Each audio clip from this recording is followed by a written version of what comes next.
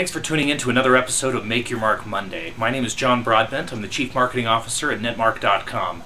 Today I'd like to talk about AdWords quality scores, and specifically some of the things that we should keep in mind as we're talking about quality scores, or basically how they influence our advertising. The first thing to keep in mind here is that quality scores are ad rank multipliers.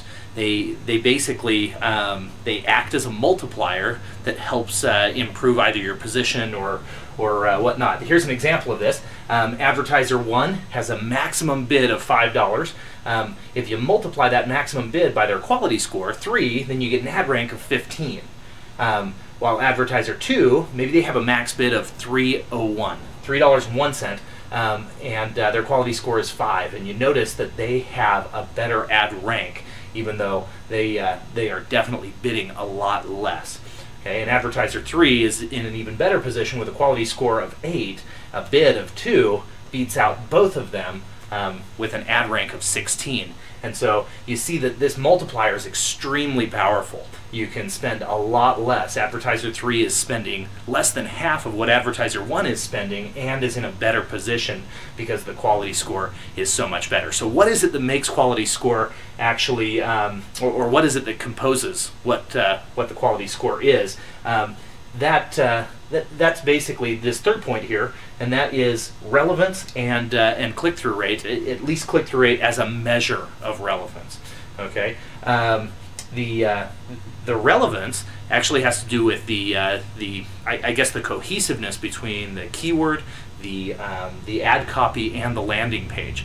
If the keyword that you're trying to advertise for has nothing to do with the page that you're going to be sending them to, that's a pretty sure sign that you're going to have a low quality score, which means you're going to have to spend a lot more in order to be seen in a higher position. Okay, but if you have a really tight group, you know, you've got the keyword in the ad itself, you've got the keyword on the page is all about that. Okay, you're probably going to have a higher quality score. Okay, the other thing to keep in mind is that quality score, the algorithm seems linear, and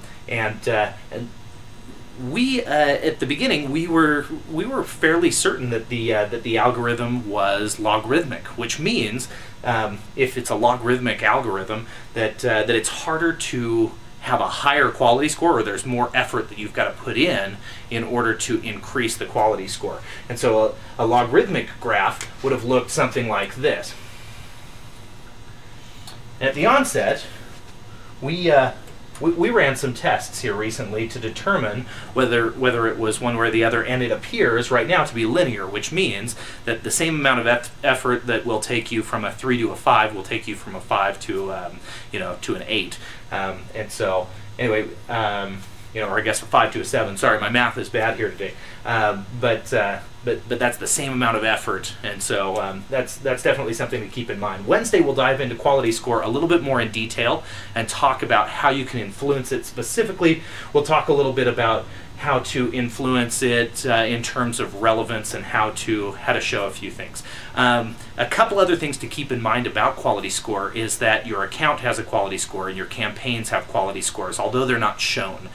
So your past performance actually lends itself to an increased position and, of course, decreased costs.